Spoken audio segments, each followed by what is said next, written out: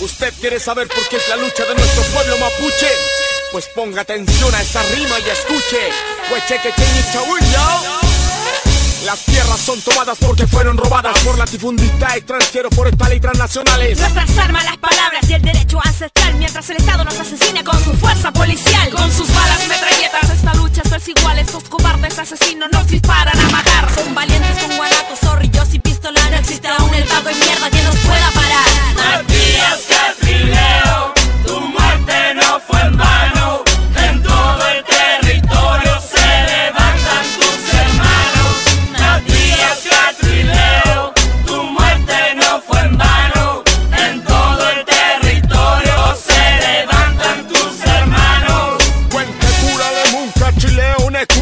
Y nuestros hermanos asesinados por resistir, mientras el perro asesino es trasladado, ascendido con medallas y premios por el Estado protegido. Presos políticos mapuche, muera de hambre están, los poderes se confabulan, nuestra tierra es su afán. Nuestro pueblo mapuche sigue viviendo en dictadura, que se dice socialismo pero es la misma basura. Michelle, que tiene Michelle, que mata y tortura igual que Pinochet. Michelle, que tiene Michelle, que mata y tortura igual que Pinochet. Ya no estamos dispuestos a aguantar más represión, por el Mapu Gulumapu nos levantamos en acción. A nuestro pueblo mapuche ningún Estado lo calla, cuando un hermano se cae ya se levantan en batalla. Ya no estamos dispuestos a aguantar más represión, por el Mapu Gulumapu nos levantamos en acción. A nuestro pueblo mapuche ningún Estado lo calla, cuando un hermano se cae ya se levantan en batalla. Matías Catrileo,